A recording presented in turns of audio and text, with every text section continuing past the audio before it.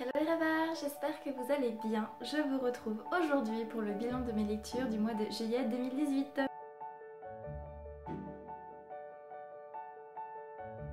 Alors, pour cette nouvelle vidéo, j'ai 9 romans à vous présenter.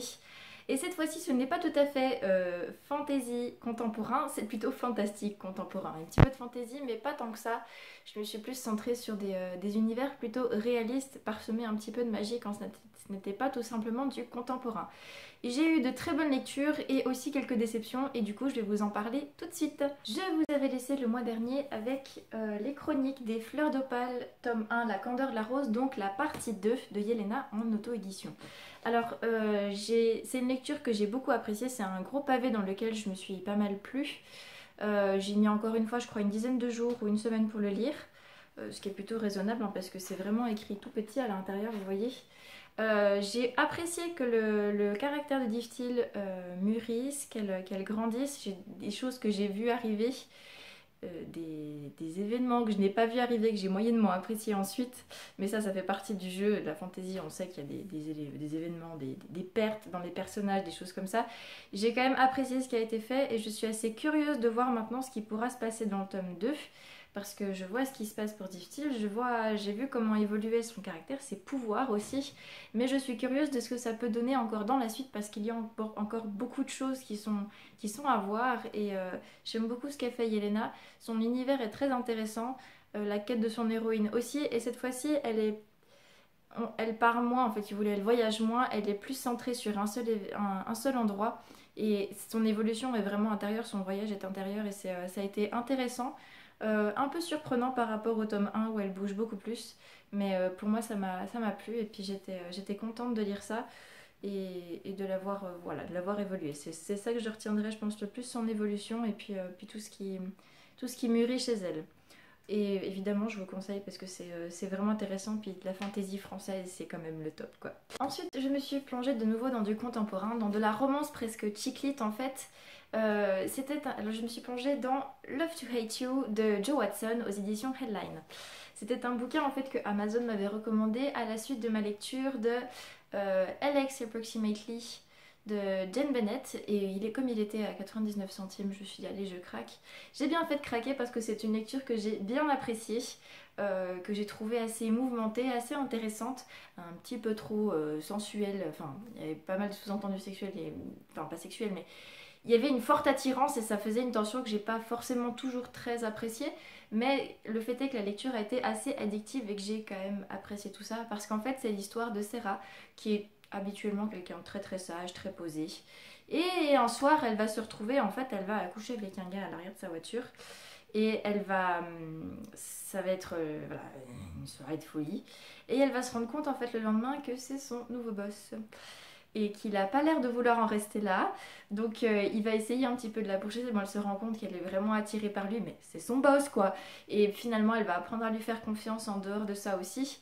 Mais ça reste son boss, donc bref, vous voyez un peu le genre de voilà, il y a toujours des pensées parasites. Et ça a été très très drôle parce que pour moi, c'est vraiment intéressant de se retrouver dans la tête d'un personnage, de voir son évolution par rapport à ses sentiments et en même temps d'avoir les pensées parasites, genre elle essaie de se concentrer puis d'un seul coup elle fait oh il a des superbes lèvres, non mais qu'est-ce que t'es en train de penser là, ça va pas du tout.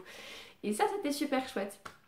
Donc ça a été quand même quelque chose de très très drôle, de très mignon. Je trouve que Joe Watson a fait une jolie évolution dans la relation des personnages.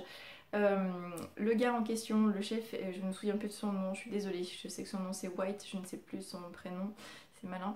Bref, est un personnage de multiples facettes et qui est très intéressant et tout apparaît logique à la fin, mais voilà, ce n'est pas le chef arrogant qui absolument, voilà, il y a bien d'autres choses derrière et c'est vachement intéressant, ça m'a quand même pas mal plu. C'est une petite romance feel good pour l'été, c'est super sympa à lire, donc je vous le conseille. Et si vous lisez en anglais, voilà, n'hésitez pas. Je sais qu'on m'a fait la remarque il n'y a pas très longtemps que vous vouliez savoir si les bouquins étaient traduits en français ou pas quand j'en parlais, quand je lisais en VO. Donc je ne crois pas que Love to Hate You soit traduit pour le moment en français. Il est sorti il n'y a pas très longtemps en anglais, donc je suis désolée pour l'instant, il n'a pas de traduction, mais si vous lisez en anglais, n'hésitez pas parce que ça vaut le détour.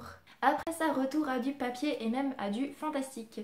Plonger enfin dans du fantastique qui est mon genre chouchounet par excellence. J'aime bien la fantasy, mais normalement c'est le fantastique que je préfère autant à écrire qu'à lire. Et là je me suis régalée avec le tome 1 de Library Jumpers de Brenda Drake, pardon, je vais le dire à la française, de Brenda Drake aux éditions Lumen, donc La voleuse de secrets. Alors ça, c'est un univers auquel j'ai totalement adhéré pour des raisons à peu près évidentes en fait. Euh, Ça parle de librairie, de fantastique, tout ça, des gens qui protègent un petit peu le monde à travers les librairies. Et ça parle d'escrime. Là, vous m'avez eu, vous m'avez perdu même, en fait. J'ai très vite adhéré à l'histoire. Bon, c'est du jeunesse, et il y a quelques raccourcis qui ont été faits dans l'histoire, dans la romance, dans des choses comme ça. C'est quelque chose que je regrette un petit peu, mais ça m'a pas empêché d'adhérer totalement à l'histoire et de voir qu'il y avait des complots qui se tramaient, et puis que l'héroïne, elle évoluait, et que c'était juste, ah, trop bien. J'ai vraiment, vraiment aimé, à tel point que même si ma palle était légèrement en train d'exploser déjà, elle était à 28 au début du mois, ce qui est très rare, ça m'arrive une fois dans l'année à peu près. Euh, j'ai quand même acheté le tome 2. J'ai craqué, je me suis acheté le tome 2. Voilà. Je vous ferai le book haul début septembre pour juillet et août. Mais voilà, vous pouvez déjà savoir que je me suis acheté le tome 2 et que possiblement, j'achèterai le tome 3. Si c'est pas en août, ça sera en septembre. Mais voilà, j'ai vraiment apprécié ce tome 1. Si vous avez envie de lire du bon fantastique qui se passe sans prendre de tête mais qui vous fascine, c'est vraiment le livre qu'il faut prendre, même s'il y a quelques raccourcis. C'est plutôt sympa. Enfin, moi j'ai vraiment, vraiment adhéré, donc il faut lire. Je suis passée ensuite à un livre qui était resté pendant des mois, voire presque des années dans ma wishlist. Il s'agit de L'île des oubliés de Victoria Hislop, au livre de poche. Donc j'avais lu Le fil des souvenirs de la même auteure il y a 2 ans, il me semble. Et j'avais eu un coup de cœur, petit coup de cœur. Et là, encore une fois, la même chose, petit coup de cœur. J'ai totalement adhéré à cette histoire qui a été incroyable, qui m'a pétri le cœur, qui m'a donné des espoirs, qui m'en a retiré, m'a presque fait pleurer, qui m'a secoué, qui m'a fait enrager, qui m'a fait bref. Je suis passée par une foule d'émotions et j'ai appris des choses, et ça c'est le genre de truc que j'aime énormément en fait, apprendre des choses sur l'histoire d'un pays, d'une ethnie, bref. Je suis fascinée par l'histoire et là j'ai appris des choses et c'était incroyable. En fait, pour vous faire le topo, si vous ne connaissez pas l'île des oubliés, il existait à côté de la Crète une petite île qui s'appelle Pililim, Pililim, je ne me souviens plus. Spinalonga, merci, voilà. Merci, petit résumé. Il existait une île, en fait, Spinalonga, qui a servi de léproserie. Donc en fait, on y envoyait les lépreux pour qu'ils ne contaminent pas le reste de la population, puisqu'on pensait à l'époque qu'un simple contact permettait la transmission de la lèpre. Ce n'est pas le cas. Et depuis, on a trouvé des remèdes pour soigner la lèpre. Mais à l'époque, ça n'existait pas. Donc dans les années 50, voilà. L'histoire se passe en fait de 1903 à 1957, voire un peu plus loin encore. Mais voilà, avant les années 50, il n'y avait pas de remède et on stockait, on envoyait ces personnes-là sur Spinalonga qui avaient un niveau de vie, qui ont réussi à avoir un niveau de vie plus élevé que ce qu'on y attendait, mais elles étaient quand même exclues, elles ne pouvaient pas y bouger. Donc voilà, elles faisaient de leur mieux et elles voyaient quand même la maladie évoluer. Et en fait, c'est l'histoire d'Alexis qui va découvrir l'histoire de sa famille qui a été concerné par Spinalonga puisqu'il y a eu des personnes lépreuses dans sa famille et sa mère lui a caché l'existence de ce lui a caché l'histoire de sa famille pendant des années et là elle va partir effectivement en Crète à côté de Spinalonga pour comprendre son histoire de famille et il y a des trucs, ça se passe sur plusieurs générations, ça part de l'arrière-grand-mère, la grand-mère et la mère. Il y a des tonnes de trucs, ça a été juste fascinant à lire. On suit pas trop Alexis en elle-même, un petit peu, on se prend un petit peu d'amitié pour elle, mais on se laisse porter par cette histoire de lépreux, par tout ce qui les touche, partout. Ah, je vous assure que c'est juste topissime. C'est autant par ce qui se passe sur Spinalonga que ce qui se passe juste à côté, à Plaka, la ville qui permet en fait de port. Et j'ai pas envie de vous spoiler, mais j'ai envie de parler tellement de trucs que c'est fascinant. Il y a des conflits moraux qui se passent, il y a beaucoup de choses. Et en même temps, on nous parle effectivement de la condition de ces lépreux qui se retrouvent mis au banc de la société alors qu'ils peuvent absolument rien. Et qui voient la maladie évoluer différemment, mais qui sont quand même exclus. Et puis la vie sur l'île n'est quand même pas toujours facile non plus. Mais voilà, c'est l'histoire d'une société en elle-même, d'une exclusion et d'une vie en fait qui se fait juste à côté et de tas de choses et c'est juste voilà, c'est extraordinaire. Pour moi ça a été un vrai coup de cœur et vraiment je vous le conseille parce qu'il est beau, il est touchant, il est puissant, il est intéressant, il est 15 000 adjectifs en... bref, voilà. N'hésitez pas à le lire parce que c'est vraiment, vraiment une chouette lecture. Ça se lit vite. Il fait 500 pages, un peu plus. Mais c'est extraordinaire. Et pour vous dire, j'ai même déjà commencé à écouter dans ma voiture, parce que je me suis mise au livre audio. J'ai commencé à écouter, c'est quoi déjà? La ville oubliée, je crois. Non, pas La ville oubliée. La ville orpheline, voilà, il me semble. Oui, c'est ça. Je suis en train d'écouter en audiolib La ville orpheline. Parce que je suis méga fan de comment écrit Victoria Hislop et je suis fan de ses histoires. Donc n'hésitez pas, vraiment, ça vaut le coup. Après ça, je suis repassée à du fantastique / big lit.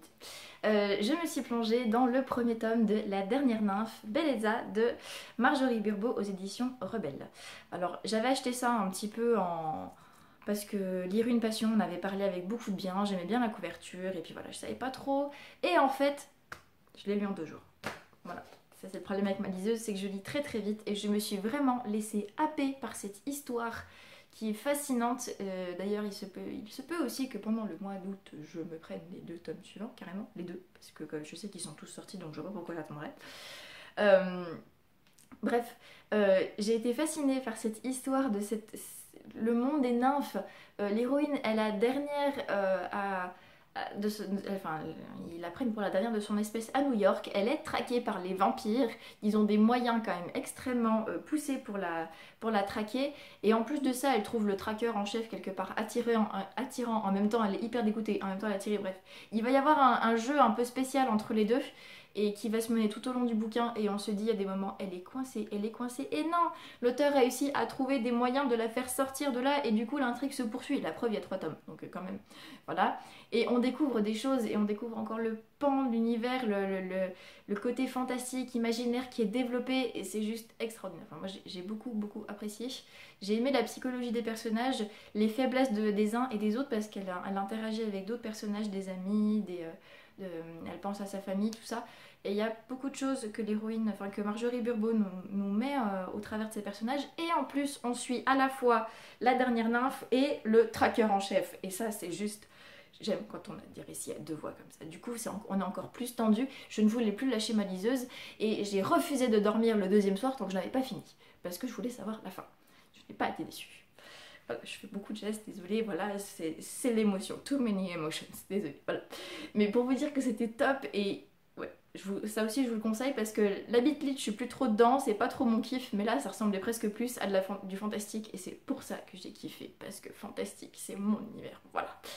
N'hésitez pas, ça vaut le coup. En plus, c'est un petit peu, il y a de l'humour, il y a du sarcasme dedans, et c'est juste les super bons ingrédients pour faire un récit top. Donc voilà, je vais m'arrêter parce que j'ai fait plein de gestes et puis je sais même plus quoi dire. Donc voilà, mais il faut lire, c'est super cool. Passons maintenant à ce qui a été l'une de mes déceptions du mois. Je me suis plongée dans Rites of Passage de Joy Hensley aux éditions Harper-Teen. Donc c'est un bouquin qui est sorti il y a 5 ans, que j'avais acheté en occasion je crois sur Amazon pour 5 € avec les frais de port en tout, je crois. Donc voilà, j'étais curieuse de savoir ce que ça pouvait donner. C'est un bouquin très dur, parce qu'en fait tout bêtement c'est... Ah ça y est, j'ai de nouveau perdu son... Ah c'est Sam, voilà, Samantha. Samantha a décidé de relever le dernier défi que son frère lui a lancé avant de se suicider, c'est-à-dire d'être la première femme à rentrer à l'école militaire, au lycée militaire DMA, je sais plus ce que ça voulait dire, mais voilà, au lycée militaire où ils étaient tous avec ses 2 frères, parce qu'elle se sent la fibre, voilà, militaire. Donc c'est la première section où ils emploient des femmes, et elle va avoir beaucoup de bâtons dans les roues. Elle va même découvrir qu'il y aurait une société qui serait même presque prête à la tuer pour l'empêcher d'accéder au titre de se faire d'étudier et puis d'être diplômée en fait là-bas, pour ne pas laisser le champ libre aux femmes. Et elle va se sentir attirée par un de ses supérieurs. Donc évidemment c'est interdit bien sûr, mais voilà, il se peut qu'il y ait une petite attirance puis qu'il l'aide à déjouer tout ça. Donc voilà, c'était super bien parti. Pour moi ça ressemblait en fait un peu à du Simone Alcalès si vous voulez. Pas les irrésistibles alchimiques, quoique on voit bien les obstacles qui peuvent se jouer, et puis les héroïnes sont plutôt fortes.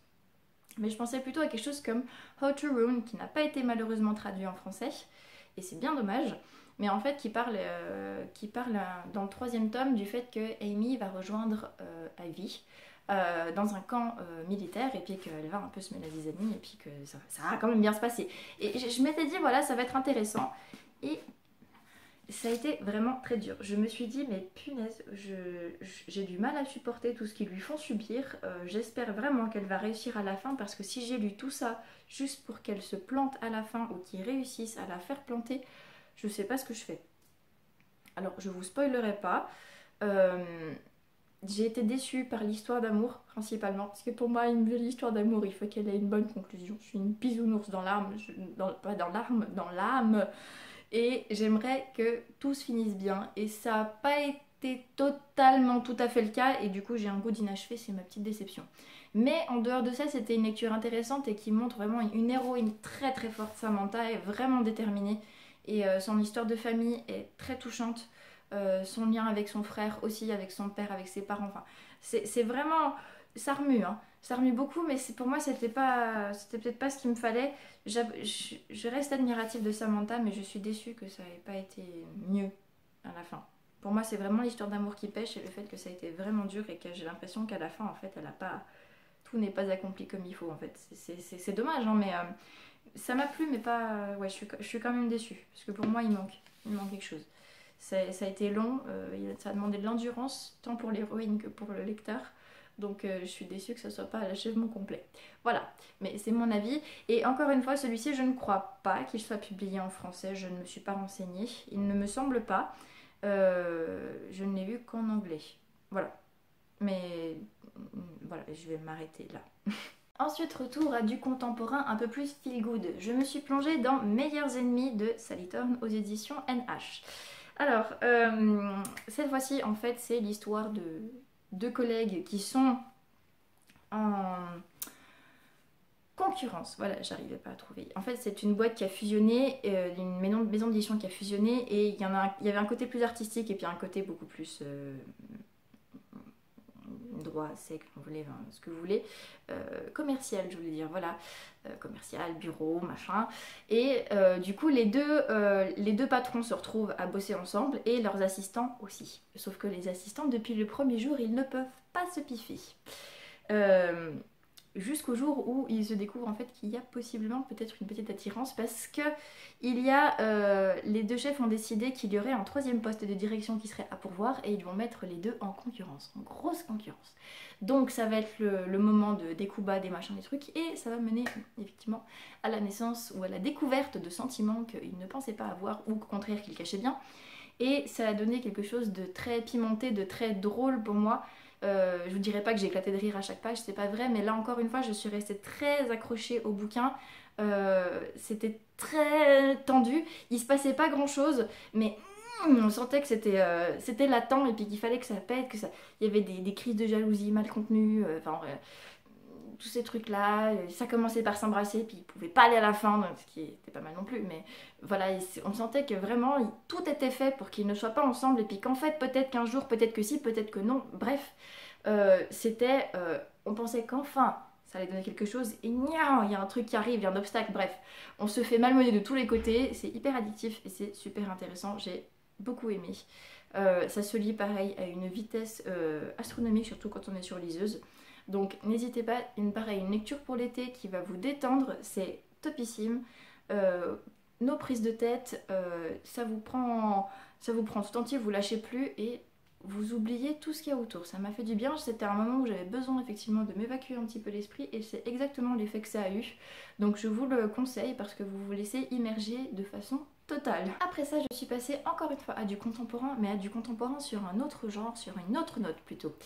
Une autre nuance. Je me suis plongée dans The Hate You Give de Angie Thomas aux éditions Nathan. Donc ça veut dire la haine qu'on donne en français. Je vais te demander pourquoi on avait gardé le titre en anglais. Tout est expliqué dans le livre et c'est très intelligent. Donc j'apprécie qu'ils aient gardé le titre en anglais pour le présenter en français.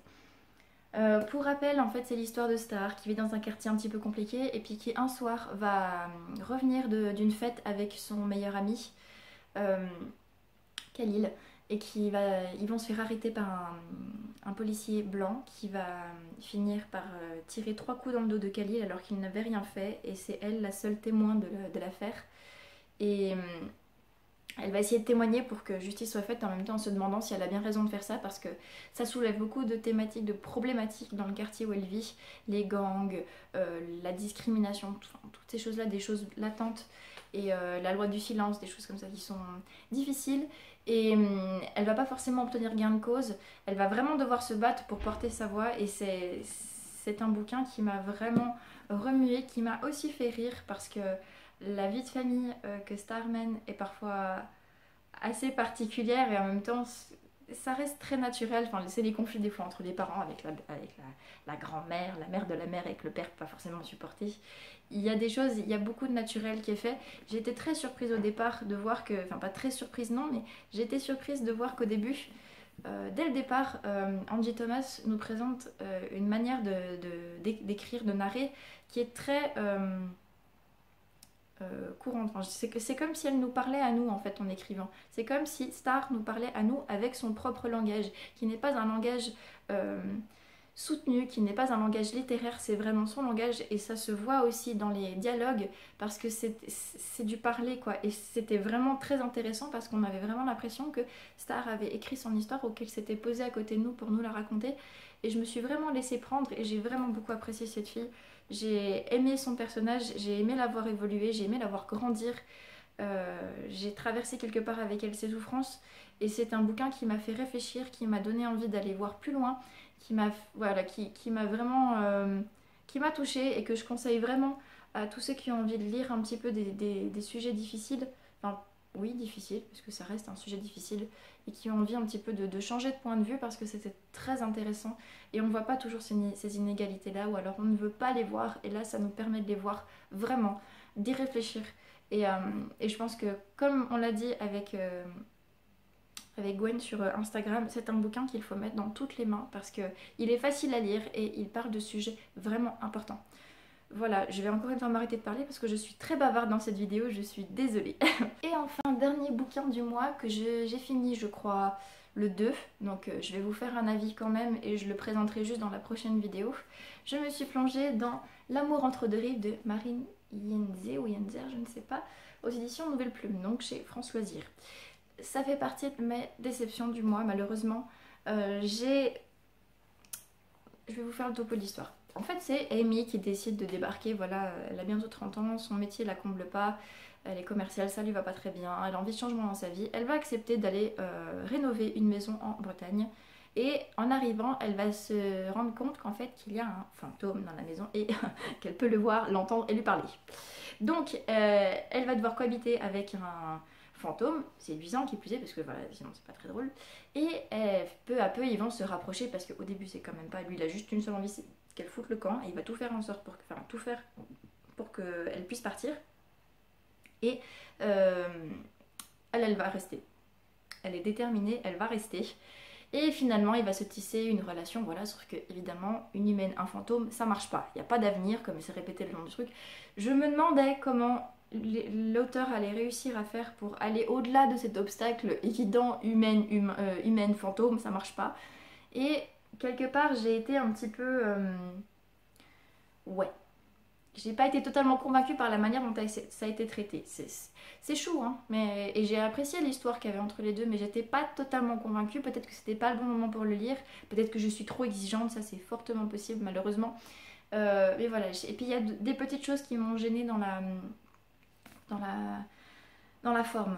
Il y a des paragraphes qui sont très très longs, qui font parfois une page complète, deux pages. Et ça, j'ai de plus en plus de mal à gérer les gros paragraphes. Comme ça me saoule. Ça me fait perdre ma concentration. Normalement, j'ai juste envie de sauter les pages ou les paragraphes comme quand on lisait des bouquins au collège et puis que c'était du Zola. Hein. Ça devient lassant à la fin. Donc voilà, puis il y avait beaucoup de répétitions aussi, donc ça m'a un petit peu gênée. Mais l'histoire d'amour était quand même chou et j'ai quand même voulu savoir la fin. J'avais du mal à lâcher le livre, l'histoire me restait en tête. Donc il y a quand même des points positifs, hein. Ça il faut pas négliger. Mais c'est juste qu'effectivement il y a eu des petits points de formulation, des points de forme et la fin qui m'a pas totalement convaincue. Pour moi, je deviens certainement trop exigeante, mais il manquait quelque chose et c'est pour moi, voilà. Je saurais pas vous le dire autrement, mais effectivement, sinon, ça a été plutôt bien mené. On sent que l'auteur, elle a vraiment voulu appuyer son histoire et puis qu'elle s'est assise sur pas des théories, mais qu'elle a vraiment poussé son surnaturel à fond pour être sûr que ça soit crédible. C'est juste que moi je suis, voilà, voilà, ça n'a juste pas trop collé avec moi. Mais c'est une lecture que beaucoup ont appréciée et que d'autres apprécieront encore, j'en suis sûre, même si chez moi ça n'a pas tout à fait l'affaire. Et voilà, on arrive enfin à la fin de cette vidéo. Je vous ai présenté toutes les lectures que j'ai faites durant le mois de juillet. N'hésitez pas à me dire ce que vous avez pensé de ces lectures, s'il y en a qui vous font envie, d'autres pas du tout. S'il y en a que vous avez lu, puis qu'est-ce que vous en avez pensé, on partage comme d'habitude, n'hésitez pas. Je reviendrai donc certainement début septembre pour vous faire part du book haul de juillet et d'août et de mes lectures du mois d'août. Que dire encore? J'espère que vous ne souffrez pas trop de la chaleur et si c'est le cas, eh ben, hydratez-vous bien quand même. Désolée, ça c'est le côté un petit peu éducatrice qui ressort. Et restez au frais et je vous souhaite d'excellentes lectures, un excellent été quand même, même s'il fait très chaud. Profitez bien de pouvoir lire si vous êtes en vacances ou de prendre du bon temps simplement. Et bon courage si vous êtes au travail, je sais ce que c'est. Et voilà, je vous fais plein de poutous et je vous dis à très bientôt et merci encore pour votre soutien.